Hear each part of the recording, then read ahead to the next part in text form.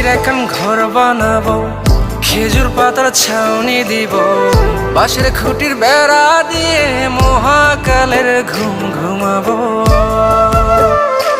আমি মাটির এখন ঘর বানাবো, খেজুর পাতার ছাউনি দিব, বাঁশের খুঁটির বেড়া দিয়ে মহাকালের ঘুম ঘুমাবো।